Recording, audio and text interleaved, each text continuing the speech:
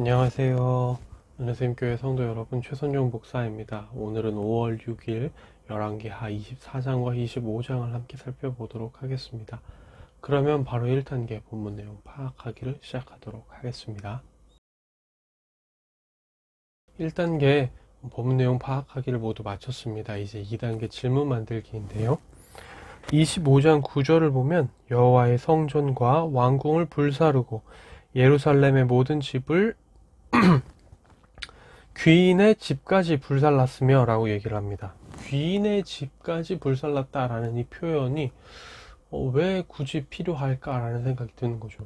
여기서 말하는 귀인의 집이라는 건 도대체 뭐고 무슨 의미가 있길래 굳이 여기다가 예루살렘의 모든 집을 이라고만 해도 될 텐데 귀인의 집까지 불살랐다 이런 말을 굳이 쓰고 있을까?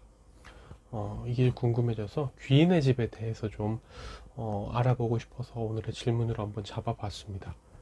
네, 그럼 이제 3단계 질문에 대한 대답 찾기로 넘어가도록 하겠습니다. 3단계 질문에 대한 대답 찾기를 시작하도록 하겠습니다. 여기 귀인의 집에 대해서 찾아보니까요. 이게 이제 히브리어 원어로 보면은 크다라는 의미가 이제 같이 포함되어 있는데요. 이게 지금 말하는 게 그런 겁니다. 지금 여기 파괴 행위가 의미하는 바가 뭐냐면 다시는 구심점이 없도록 다 파괴하는 걸 얘기를 하거든요. 예루살렘 내에 뭔가 상징적이 될 만한 거, 뭔가 구심점이 될 만한 것을 다 없애고 있는 겁니다. 여기서 귀인이라는 것은 어느 분야에서 특출나게 뭔가 이제 그 능력을 발휘하는 엘리트라든지 혹은 특별한 의미와 상징성이 있을 수 있는 어떤 큰 공간, 큰 집, 이런 것들을 얘기한다고 할 수 있겠습니다. 그러니까 여기서 말하는 이 귀인의 집이라는 것은 무언가 사람들을 모아서 구심점이 될 수 있을 만한 사람들의 집, 그리고 그런 역할을 할 수 있을 만한 장소, 이런 것들을 내포하고 있다라는 거죠. 그것을 다 불사르면서 예루살렘을 완전히 지금 초토화시키고 있고 감히 반항할 수 없을 만큼 이제 철저히 파괴하고 있다, 이렇게 우리가 얘기를 해볼 수가 있겠습니다. 네, 그런 의미에서 귀인의 집까지 불살랐다라는 표현은 얼마나 지금 강압적이고 철저하게 예루살렘을 파괴하고 있는지 잘 나타내주는 하나의 표현이 될 수가 있는 거죠. 네, 그러면 이제 4단계 본문 묵상하기로 넘어가도록 하겠습니다. 4단계 본문 묵상하기까지 모두 마쳤습니다. 이제 마지막 5단계 적용하기인데요. 두 가지를 오늘 좀 많이 묵상을 하게 됐는데, 이제 한 가지 부분은 내일 저녁 때 나눌 말씀에 대한 본문입니다. 25장 27절부터 30절까지의 본문인데요. 이 부분은 제가 내일 저녁에 자세히 나눌 예정이니까 오늘은 여기서는 간략하게도 이제 뭐 굳이 말씀드릴 필요 없을 것 같아요. 그냥 열왕기 하의 맨 마지막 부분에 이런 내용이 나오는 게 과연 어떤 의미가 있을까에 대해서 한번 나누려고 하고요. 두 번째로 좀 묵상했던 부분들은 이제 마지막 시기에 남유다가 멸망하기 전 시기에 대략적으로 이제 4명의 왕이 나오죠.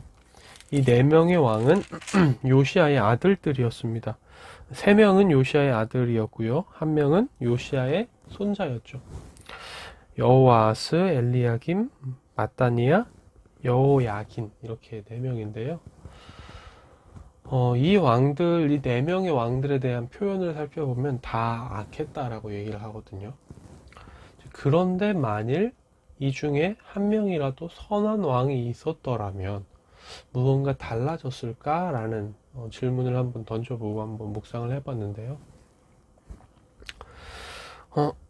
결론부터 그 얘기를 하자면 만약에 이 중에 4명의 왕 중에 선한 왕이, 여호와 보시기에 선한 왕이 있었다면 멸망의 시기까지는 조금 늦춰졌을지 몰라도 멸망 자체가 뒤집어지진 않았을 것 같다라는 생각을 했습니다.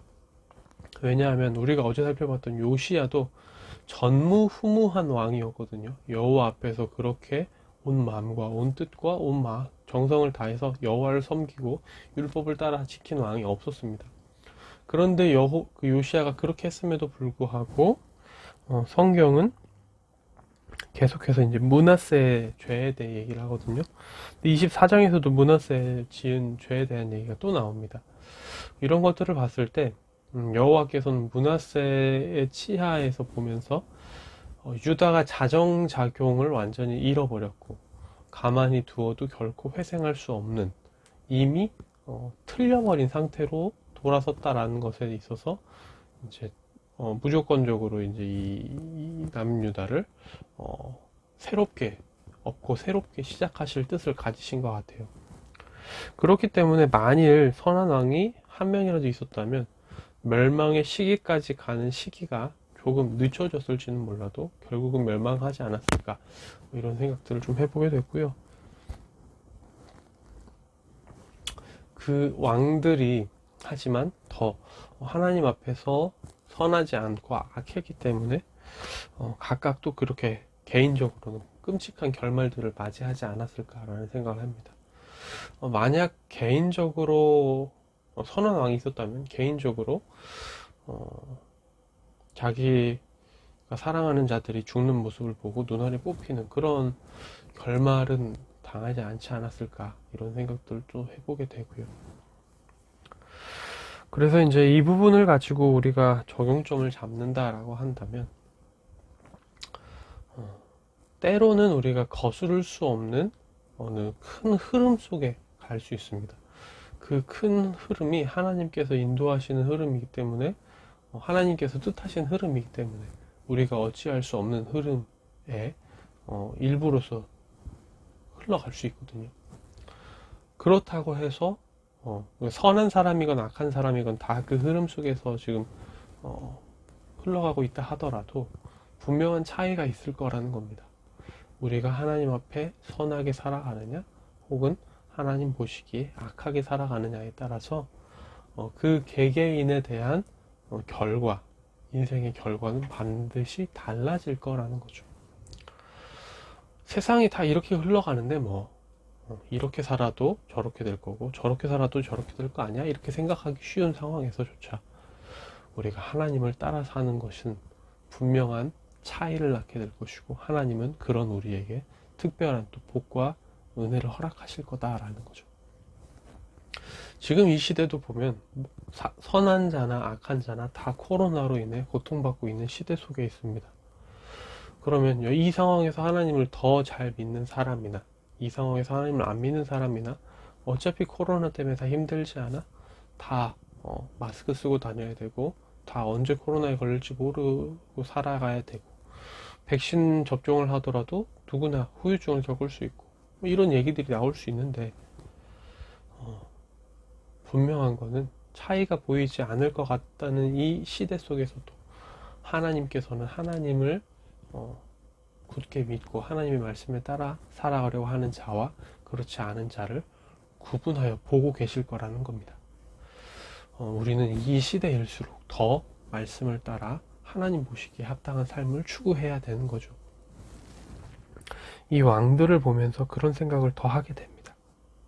그래서 오늘도 저는 비록 하나님 외에 다른 사람들이 누구도 알아주지 않을 것 같다라는 상황에 처할지라도 하나님을 경외하고 섬기며 올바른 선택들을 하고 사소한 것에도 정직하고 정의로운 내가 되어야겠다, 이런 생각들을 하게 됩니다. 네, 오늘의 큐티는 여기서 마무리가 되고요. 내일 다시 뵙도록 하겠습니다. 안녕히 계세요.